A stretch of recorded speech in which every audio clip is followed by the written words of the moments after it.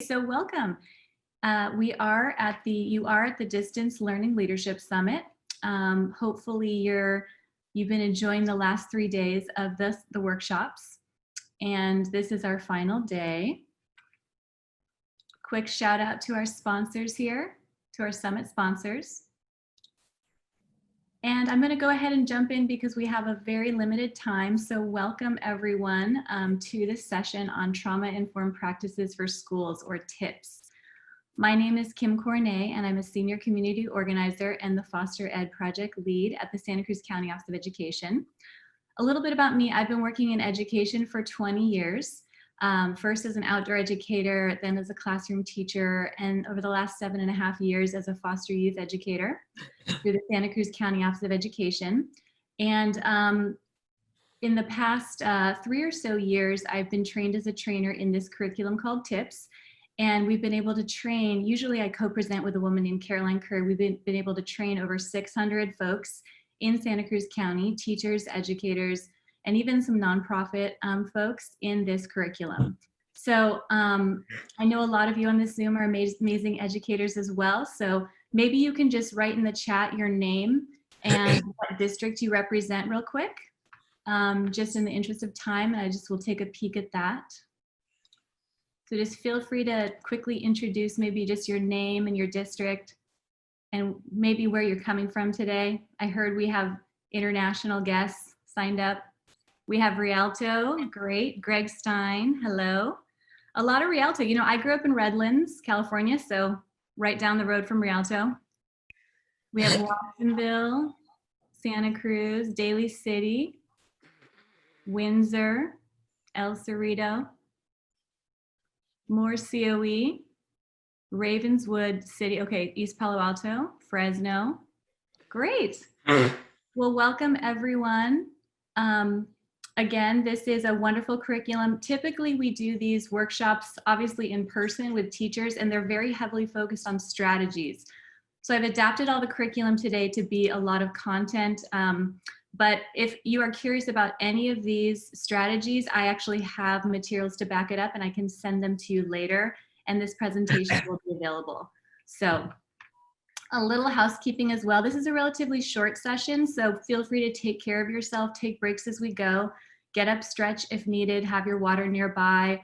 I love seeing your faces, but if you need to take a break and turn off your camera, that's totally fine. And I do want to say we have a wonderful moderator, Olivia Burt, here today. She's on my foster head team. And so if you have questions as I'm talking, write them in the chat. And at the end, I'm going to leave about 5 minutes for questions. So feel free to write those in the chat. And we're going to get started. Now I'm hearing feedback. Are you hearing that as well? Okay. Hopefully that just goes away. I'm not really sure. If anyone, what's that? Maybe try muting yourself. Muting myself. Okay. Let me try that. Okay. You know what? Let's make sure everyone is muted themselves as well. Okay. I'm gonna mute. Is that helping? Maybe I'm gonna keep going in Olivia. Okay, that is helping. There we go. Yay, okay. Well, I know this is a very Santa Cruz thing to say, but Mercury is in retrograde today, so I was expecting some kind of technical difficulty. Anyway, moving into our key learning objectives and what you signed up for. So the key question here is, what can educators do to create more trauma-informed environments, both in the classroom and virtually? We're going to be talking about the definition of trauma and how it affects the brain and body, and strategies that educators can use to be more trauma-informed or trauma-responsive, and just this very vital component of self-care. So I just also want to point out that trauma-informed practice, as you probably know, is never really a one-and-done kind of workshop. It requires deep practice and ongoing coaching and self-reflection. So this is an opportunity to reimagine our trauma-informed practices, or at least maybe recommit and deepen these practices and think about, what does this work look like in a virtual world, in a distance learning world. So my goal for you today is that you come away with at least a few nuggets that can inform your work as educational leaders with students, families, teachers, and school staff moving forward, or maybe at least reaffirm what you're already doing as trauma responsive. And I also just want to say that, of course, we are doing this work and participating in this workshop with these much larger social political issues going on, some of which are new, some of which are ongoing. So that's what I mean by this always and now piece. We've always needed trauma-informed practices, and we need them now more than ever. Our superintendent, Tony Thurmond, in his recent remarks to the state, called for greater mental health and counseling support for students who are experiencing trauma. So there's this emotional distress that we're all experiencing, and we're processing the impacts of the pandemic and tragic events and sort of unrest that's sweeping through the country. And it's having a cumulative impact on ourselves and our students, and especially our students of color. So I want to name that. So this is sort of the world that we're living in right now, and yet it is the always and now of the trauma-informed work.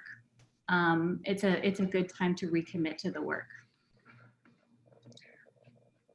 So trauma-informed practices, when fully integrated, really integrate some of our best practices and frameworks that you are already working with and aware of. So none of these are mutually exclusive. They are all sort of pieces of the larger puzzle. And there will undoubtedly be overlap with what I'm going to talk about today and what you're already doing. So hopefully there's going to be nothing new presented today, but rather thinking of trauma-informed practices as the unifying thread of all of your work and all of your equity work in particular. And just got to throw out all these frameworks because I'm an educator as well. Adding on to that, I want to briefly point out there are 3 additional frameworks that I'm going to kind of assume that you have a little prior knowledge in, and that is this the psychological phases of a disaster.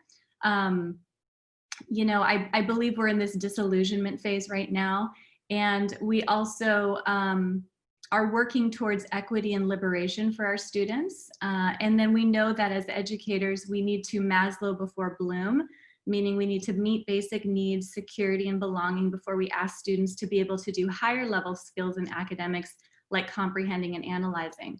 So we're working in this framework of, we're in the psychological phase of a disaster, we're moving through the grief cycle collectively. We know we need to create more equitable systems and liberation for our students.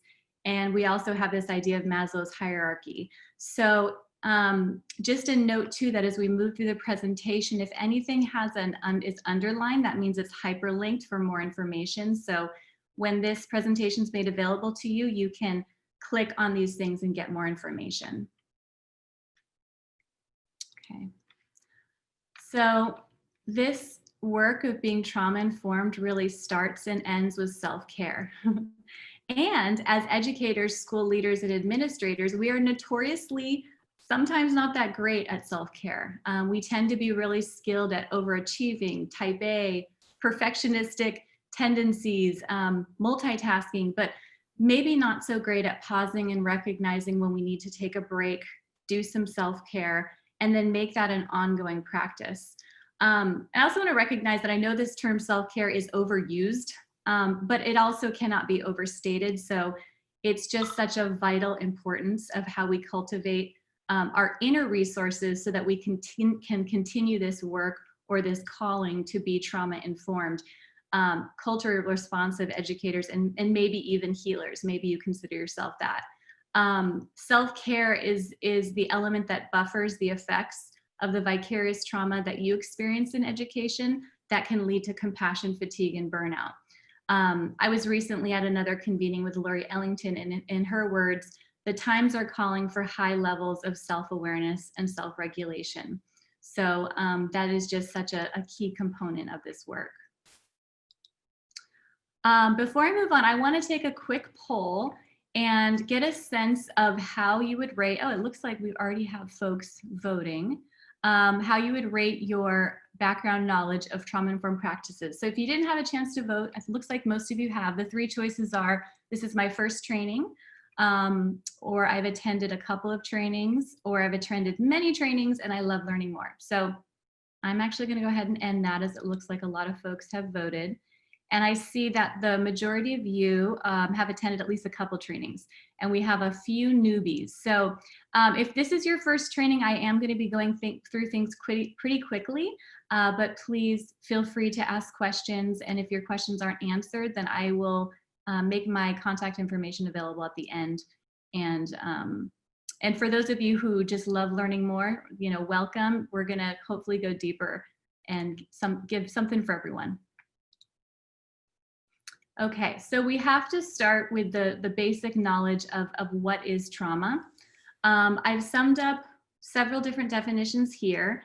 There is a longer definition through SAMHSA, which is Substance Abuse and Mental Health Services Administration, that I like to read as a start, but then I'm going to break it down. So this official SAMHSA definition is that individual trauma results from an event or series of events or a set of circumstances that is experienced by an individual as physically or emotionally harmful or life-threatening, and that has lasting adverse effects on the individual's functioning and mental, physical, social, emotional, or spiritual well-being. So that is the longer definition, and there is the link to that definition and some guidance here. I like to break it down into trauma is the combination of an overwhelming experience or experiences with the inability to cope, which results in a feeling of a loss of identity. So it can be a single event, it can be multiple events. Hold on. I'm just going to quickly make sure everyone's muted here. Okay, great. And so what we see as a result of the trauma is for children is a sense of vulnerability, a sense of a loss of control. It can leave children feeling helpless and fearful, and it interferes with relationships and learning. So we see here this chart of the different signs of trauma. And essentially, you may see children move back and forth between these different stages, but it gives you a sense trauma can look a lot of different ways. It can look like difficulty paying attention, sort of wanting to be alone. It can look like tantrums, talking about the incidences over and over. And so given that we are in a moment of this pandemic, I'm wondering if you want to write in the chat, what are some signs of trauma that you've seen in your students since COVID? So you can just go ahead and write that in the chat. What are some signs of trauma that you've seen? Okay, I'm going to again, so make sure that everyone is muted. Okay.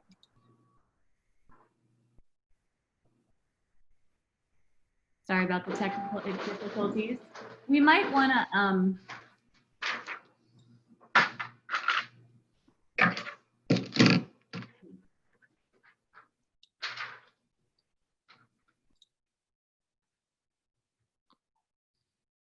so I'm seeing lack of engagement, avoiding tasks and communication, death of a family member, defiance, irritability, isolation, avoidant behavior. Are there any other signs of trauma we've seen in our students? Sleeping all day, yeah, so that's that extreme withdrawal response. Distracted. Yeah, we might see students being fearful of being sick, of a loved one dying, overwhelmed, moody.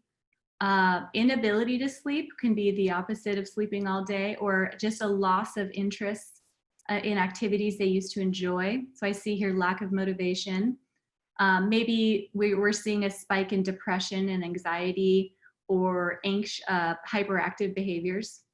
So, and then I see here dissociation, disengagement, irritability, numbing with screens, and substance abuse. Yeah. So we work with foster youth. Unfortunately, we see a lot of that as well.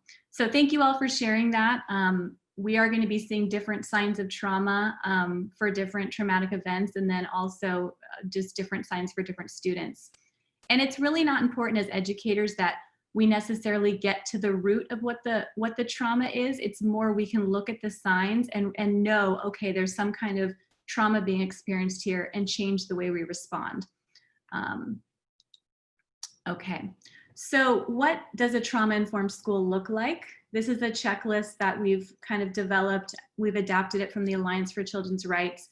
So for a trauma-informed school, all school staff would understand sort of what trauma is and its prevalence, how common it is, understand how trauma manifests itself and what it looks like in students, are aware of triggers and how students can be unintentionally re-traumatized at school, adjust their teaching and classroom management practices and the ways they interact with students, teach, practice, and model self-regulation, practice and value self-care, and know where to turn and what resources are available for students they suspect have experienced trauma. So we're going to touch on all these components today very briefly. But I do want to say, although it's listed here as a checklist, trauma-informed practices obviously is not a checklist. It's really sort of a lens. It's like glasses that you put on and look through, and it affects your every action and response as an educator. So we have compiled it in a checklist just to make things easier, but essentially, as I mentioned, it's not a one and done training. It's really an ongoing framework and lens that we use in our work with students. NCTSN simplifies being trauma informed into the 4 R's, which maybe you've heard of, which is realizing, recognizing, responding, and resisting. So that's realizing the widespread impact of trauma, recognizing trauma signs and symptoms, responding by integrating knowledge of trauma into all facets of the system, and then resisting re-traumatization by implementing trauma-informed practices. So that's another popular framework to use. Just real quick, in the participant window, if you know how to pull that up where it says participants, if you just want to raise your hand if you have heard of the ACE study. And you can just do that by clicking on the little hand in the participant box. I see some people know how to do it. Crystal's doing it, thank you. So I'm seeing a lot of hands raised here. That's great. I love that. A few years ago when we would ask educators this, most of them weren't aware of the ACE study. So if you're not aware of the ACE study, that's totally fine.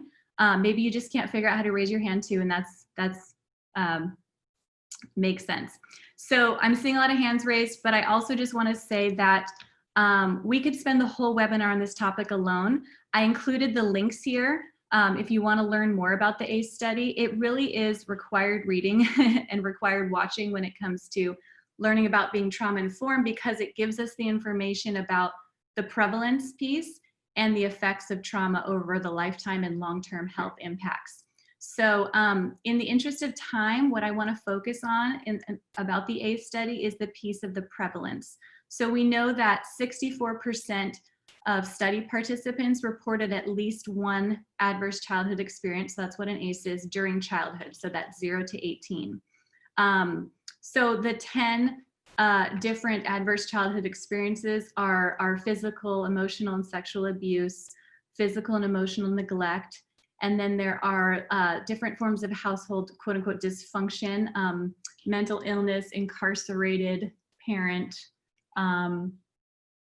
I'm having substance abuse, divorce, and mother treated violently, so domestic violence. So those are the 10 that they started with. Nadine Burke-Harris, our Dr. Nadine Burke-Harris, our Surgeon General, is amazing. She has a wonderful TED Talk on this. If you want to learn more about the ACE study or have not seen it, I highly recommend you do. It's about 15 minutes long. And she also wrote a book called The Deepest Well, which is pretty, it's a short and sweet version that explains the effects of childhood adversity that I highly recommend reading as an educator, maybe even as a staff. But this sort of 64%, 2/3 number is really important because it tells us that this is the minimum as far as what we're seeing as far as experiencing traumatic events and this is across populations. And then we can imagine that in populations where we have more community events, adverse community events going on. So I'm going to switch to the next slide here. We're going to actually see the adversity go even higher. And I see that, yeah, Faro is sharing that Childhood Disrupted is a great book on ACEs. Thank you. So lots of good reading out there, lots of good materials. So we see that on the top of the tree, this is the pair of ACEs. Dietz really expanded this framework to include more adverse community environments. And below we see, the other effects that, that the ACEs, so it's called the pair of ACEs, have on children. So poverty, discrimination, community disruption, loss of opportunity, economic mobility and social capital, poor housing, violence. I want to point out racial historical trauma. We can add pandemics on here, police brutality. Given what situation we're all in, I think it's safe to say that nearly all of us are in some level of collective trauma, or at least experiencing a heightened level of stress. So again, we have these adverse childhood experiences and the adverse community environments in which our children live in that contribute to their level of trauma. I want to quickly go through the brain. I do feel like whenever I'm on a webinar, they show some kind of slide about the brain, but again, it's kind of like self-care. It can't be overstated as how important it is that we understand some basics about the brain when we're talking about trauma. So there are 3 important functions of the brain to understand as related to trauma. We have our brain stem, which is our survival brain. That is the part of the brain that's I always kind of point to my hand because there's an activity that Dan Siegel does called Brain in the Palm of the Hand, which I'll be talking about later. And it's a great way to teach your students about their brains. So the brain stem is the survival brain. It's interested in the now. Am I safe? Sometimes called the lizard part of the brain, the fight flight part of the brain where your instinct is, the part of your brain that's in charge of a sleeping, heartbeat, all of the automatic things that are going on in your body, your breathing. And then in the middle of our brain, we have our limbic system, which is the emotional brain. So that's the part of the brain that's focused on the past, bases its decisions on experiences and memories. I've been hurt before, therefore I can't trust you. This is the part of the brain that's all about relationships, connection, empathy, and tolerance. And it's where the amygdala lives, or your safety radar. And then when we fold over and complete our brain here, we have our prefrontal cortex, which is our thinking brain. That's the part of the brain that's able to think about the future. This is the zone responsible for higher level functioning. It is able to create and execute plans for the future, thinking, logic, reasoning, respect, cause and effect, morality. So this is where all of our learning happens.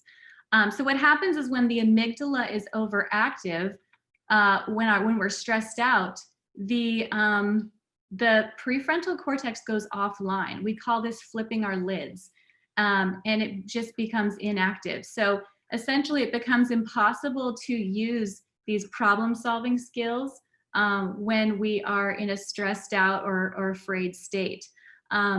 Over time, with repeated trauma, the amygdala can actually expand and the hippocampus shrinks. So we know that neurons that fire together wire together. So trauma actually changes your brain. And where do we often expect students to be when in school settings, whether it's in person or virtual? We kind of expect them to come ready to learn. But for students who have experienced complex trauma, the chemistry of the brain is impacted. So this may show up as them having less impulse control or processing information more slowly, including social cues from peers. It's often interpreted as a lack of motivation or even defiance. I think someone said defiance. And then we also have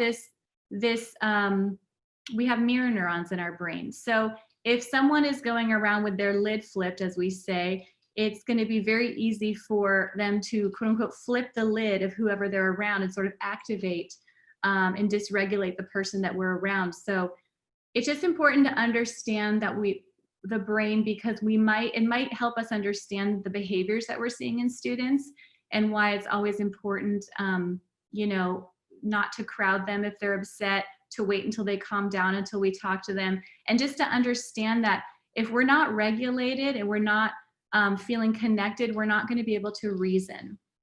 So that's just how our brain works. And also as educators, if we're going around with our lids flipped and we're not regulated, we could be sort of triggering our students or families that we're trying to help and teach. Okay, so that was a real quick lesson on the brain.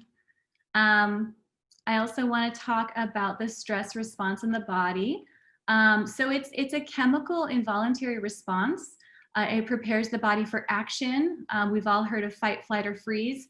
I do want to say that I think the freeze state can be harder to identify because those are the students that are just sitting there doing nothing, maybe just sort of spacing out or dissociating, but that can be a trauma response too. It's just not as loud as the fight or the flight kid. So when our bodies are stressed out, they release chemicals. Cortisol is one of them, adrenaline, norepinephrine, and these are responsible for the immediate reactions that we feel when we're stressed out or upset, such as sweating, our heartbeat speeding up, feeling flushed. And depending on the situation, it can take anywhere from a half hour to a few days for the body to flush these hormones out of the system. When our students are continually releasing cortisol, they're in a hyper aroused state, and this may appear as hypervigilant, like scanning for danger. And then over time, it adversely affects the cognitive functions and the emotional regulation. So this kind of ties into triggers. When we see, trigger is when we see, feel, or hear something that reminds us of a past trauma. Triggers activate the alarm system in the body as if there is a real danger. And again, it's a chemical involuntary response. Often it's a response that doesn't make sense in any other way. And so it's great to just be aware of triggers and to do our best to avoid them. That's a strategy in and of itself. For example, I was on an IEP meeting for a student, and it was through a Zoom call, and she was talking to the group, and then we introduced another person, a new person on the team, who was going to be her post-secondary teacher, and she just immediately turned her camera off and turned on mute. And so we just knew that introducing that new person had triggered her. So that was a lesson learned for us, and we had to kind of reapproach how we were going to introduce this new person to her. But when you see those more avoidant behaviors through distance learning, like the student who's not engaged, who is maybe turning off their camera, simply not showing up, that's more of a survival mode, is that avoidant mode. So be aware of that as you're monitoring your distance learning engagement. So yes, and I will get to that question, Tamika, at the end. I'm going to try to get through a little more content here. So keep putting the questions in the chat. I know I'm covering a lot right now, but I'm also sort of assuming that some of us have some of this knowledge. So here's a little self-care reminder. We have our you can't pour from an empty cup image. I'm not going to do the full self-care break, but I do want to just invite you to do a few quick stretches with me if you're open to it. So we're going to do these shoulder ones on the left here. So just kind of where you're sitting, just go ahead and inhale your shoulders up and then exhale your shoulders down. Do that 2 more times. Inhale up, exhale down, inhale up, and exhale down. And then we're going to inhale, open our chest, and then exhale, stretch our upper back, collapse chest. Inhale, open chest. Exhale, collapse chest, rounding your upper back. Inhale, open chest. Exhale, collapse chest. And then let's just do a little circles with our shoulders forward and backwards. Maybe just kind of inhale and exhale from side to side, looking from side to side, doing a little gentle neck stretch. I know we're all spending so much time in front of our computers right now. And then just doing a nice big belly breath, filling up your belly with air and exhaling it. So these kind of breaks incorporated into Zoom or in-person meetings really help us relieve tension in our bodies, increase awareness of the mind-body connection and self-regulate, and just take a break so we can take in more information. We always like to put some of these into model. And I encourage you to always put in self-care or mindfulness breaks into any staff trainings or class meetings. So this is a part of that self-regulation, self-care piece. And this is from the Niroga Institute. They have great ideas on stretching for Zooms and other meetings. Okay, so let's get to our key concepts here. Our key concepts that we are working with when we're talking about being trauma-informed are safety, relationships or attachment. We sort of use those two terms interchangeably, and regulation. We're going to talk about the how and the why of these key concepts and then look at some specific examples. So we're entering into the strategies for educators section. And these concepts are helpful as we think about how we are redesigning wellness for our students right now, how we are meeting students where they're at, which is mostly at home. These concepts apply to both the physical and virtual classroom, but we will mainly be focused on distance learning. And if you're interested in the resources I have more for in-person, in-class, again, I will offer you my contact information at the end, and I'm happy to send you PDFs of more ideas. So, and keep in mind that these key concepts really apply to you as adults too, your teachers and your staff, as I know many of you, if not most of you, are administrators. So, starting with safety, we know that students who have experienced trauma feel a loss of safety, a loss of a sense of control, and a sense of disempowerment. So it's critical that we create environments that are safe to the degree that we can. So if we're talking about distance learning, we're focused more on the emotional or psychological safety piece, as we have less control over the physical environment. And I know that we as educators know the importance of routines and schedules. You know, we know that establishing a sense of routine in the face of stress helps students maintain or regain feelings of control, ensuring that they know what to expect. So this is sort of telling you what you already know, but an example of this is if the class meets virtually every day at the same time for a check-in or certain days of the week. So does the student know what to expect? Are the schedules posted on the Google Classroom? The more that we as educators can make the schedule, routines, and expectations just crystal clear during this time, the better. That goes for due dates, grading policies, etc.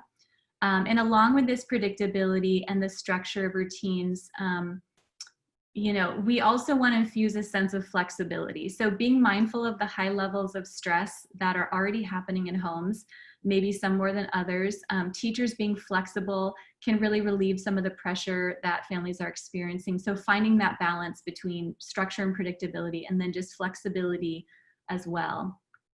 And because of the disempowerment piece, voice and choice is so important for our students who have experienced trauma, and really for all students right now, given what we're experiencing.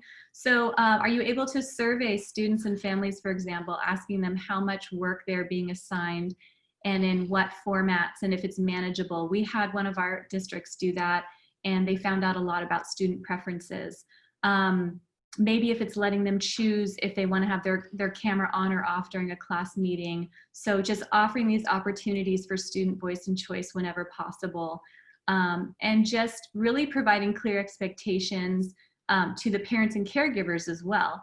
And that's where the kind of the district communication policies come in.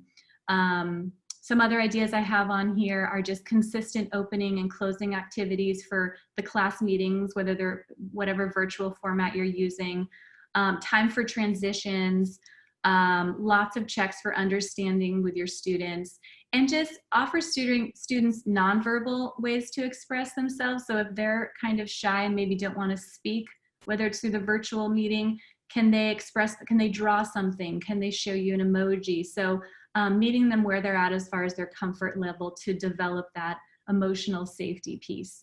Again, noticing when a student is triggered, and kind of noticing, oh, what triggered them? Let me make sure I don't do that again. Like, I'm not going to, for example, introduce that student to a new person again via Zoom call. That obviously didn't work. So on a more district-wide level, as far as safety, is there a plan for checking in with every family, especially the families that have been disengaged with social learning? Are welfare checks needed?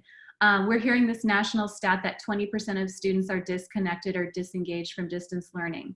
So definitely from a safety perspective, ensuring that tiered supports are in place for checking in. And also just a reminder about mandated reporter training. Teachers and schools are critical in this role, and I'm sure you all know that child welfare reports have gone way down. So how are you updating your trainings to your teachers to account for distance learning?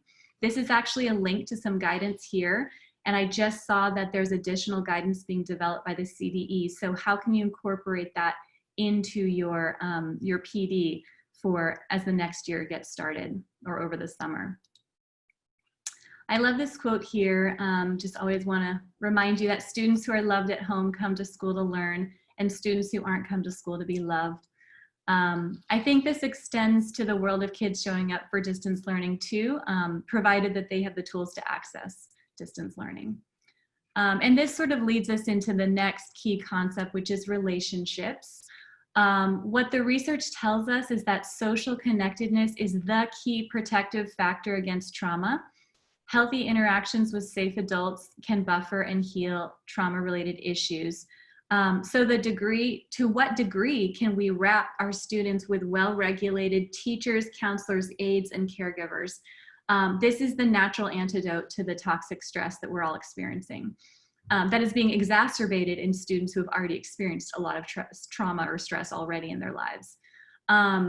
So hopefully in our physical and virtual classrooms, teachers are taking the time to develop reciprocal and secure attachments with their students. The work of positive discipline and just sort of common sense tells us that children need to feel a sense of belongingness and significance to learn. So keeping this connectedness at the center of our teaching, whether it's virtual or not, the best we can. I know it's challenging. So here's where some community building activities come in. This is a great link to, again, everything underlined in the presentation is a hyperlink somewhere else. So there's a whole list of different community building strategies you can use through Zoom or Google Meet or whatever platform you're using. This is when those fun things like scavenger hunts and playing Kahoot, those are actually trauma informed, you guys, yay. So all of those activities are things that help build relationships.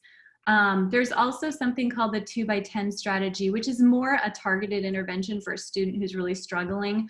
But this is a long-standing strategy that has a lot of research behind it, that for 2 minutes a day, for 10 days in a row, an adult, maybe a teacher hopefully, or a counselor, is having a personal conversation with a student about something they're interested in. Not having to do with school, not, oh, did you do your homework? Or it's really just about their interests and kind of what's going on with them. And if you do that to fidelity, you see an 85% improvement in that student's behavior. So for those kids who are not engaged, this is a strategy to try. Is there someone at the school, maybe a counselor, that can give that kid a call every day for 10 days and talk to them for at least 2 minutes about, and it's not, why aren't you showing up to school? It's just, hey, what are you up to? What are you interested in?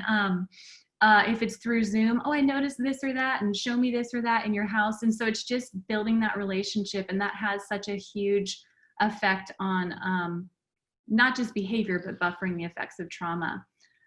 So thinking also about the check-in models, what kind of check-in and check-and-connect models do your schools have in place, if any? This works best on a tiered model, from simple things the teacher can do with the whole class, like share an emoji of showing how you're doing every day, to more of those one-on-one phone calls. The guidance to that one-on-one phone call is linked here, the check-in model, for students who are more struggling and disengaged. So you're not only checking in with them for safety purposes, but you're showing them you care, that you notice them and value them. Providing opportunities for peer-to-peer interactions is very important. Maybe it's through breakout rooms, or maybe students can be put together in small groups and do activities together in their breakout rooms, or just encouraging them to maybe have virtual play dates, virtual puzzles, or scavenger hunts.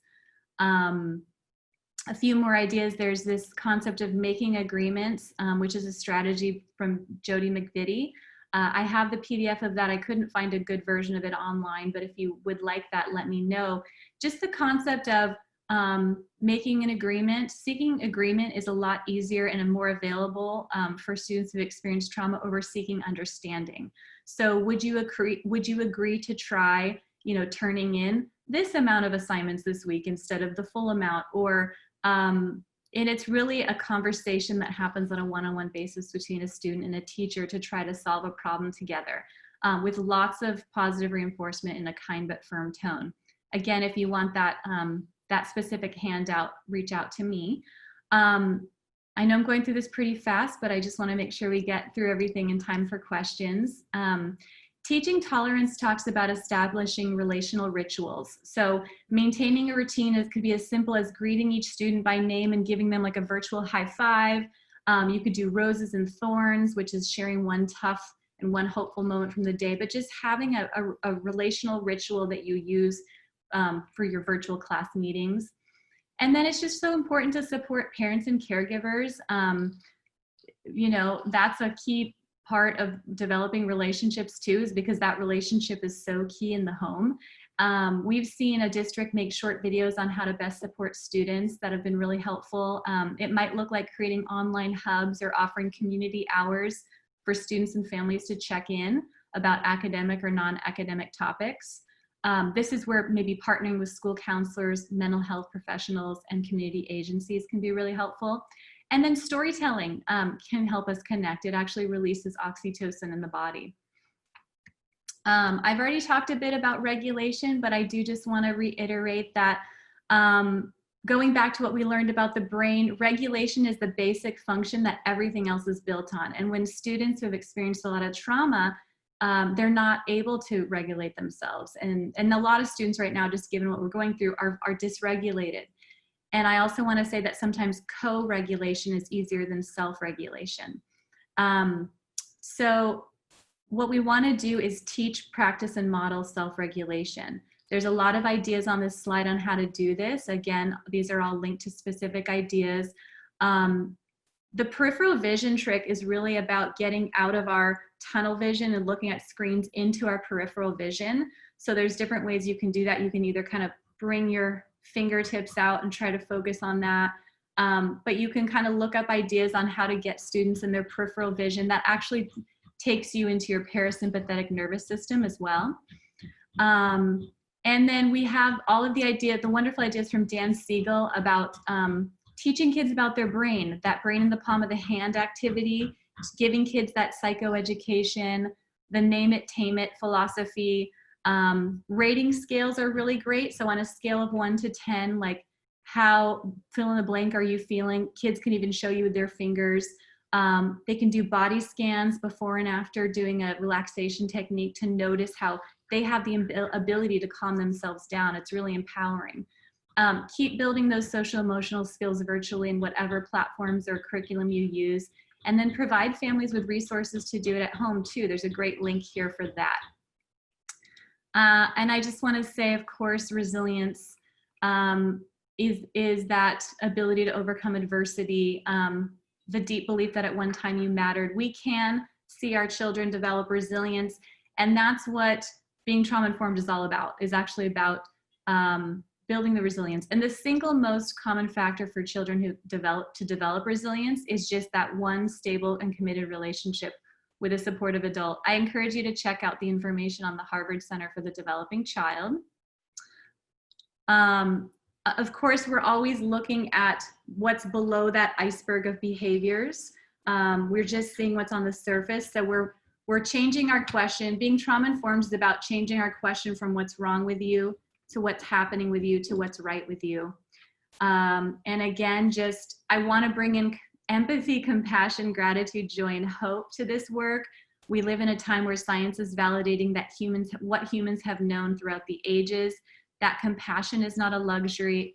It is a necessity for our well-being, resilience, and survival. There's a great video on empathy by Brene Brown. And what we know about compassion science is that empathy and compassion actually beget more empathy and compassion. It's not things that we run out of. So those are pretty cool things to know. Again, more ideas on how to take care of yourself for your staff.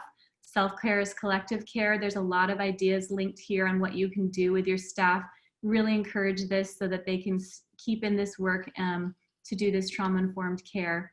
And then I have some questions here. I hear you're going to Java-like chats today. So just thinking about, prior to COVID-19, where was your school or district at as far as the implementation of trauma-informed practices, and what's going well that you can build on?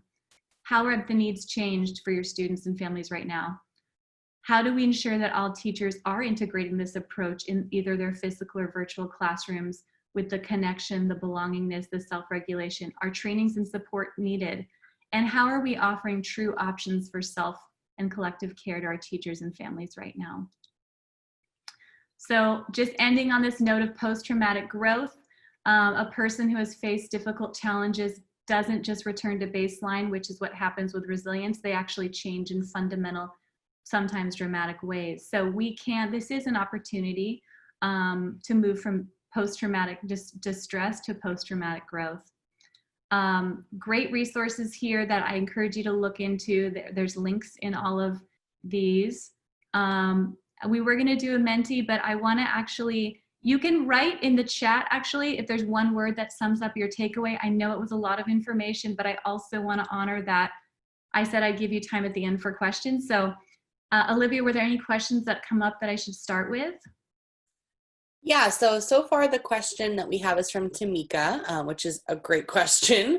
So with everything going on currently, when school returns, how should teachers and staff engage students in processing the traumas that they are experiencing? Yeah, so I think that is a big question.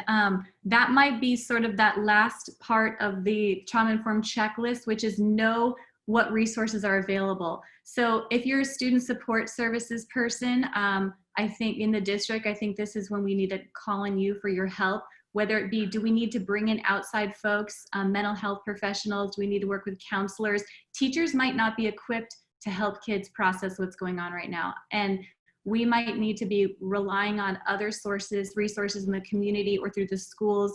Obviously, there needs to be the leadership of the principal providing these resources as well. So I think it's just going to require the collaboration between the student support services to get the community or school-based resources to the principals get to the teachers, and then the teachers will then be able to support the students. But yeah, that's in a nutshell what I would suggest. Are there any other, so I'm seeing care and compassion on here as keywords, key takeaways. We have a couple more minutes if anyone else has questions. Again, I know that was a lot of information. My contact information is on this slide if you want to email me after. Yes, as Jason said, all of the resources are available under session description. So this presentation with all the links. If there was something I mentioned that you want to learn more about or want additional resources, please email me or call. Are there any other questions before we wrap up? Well, I want to thank you all so much for your time and attention today. And there is an evaluation form we're encouraging everyone to fill out here, leadership.santacruzcoe.org/evaluation. And I just want to encourage you all to keep taking care of yourself and your staff, because it is a momentous task ahead, but I know that this framework and these practices can really help support you all. So thank you so much.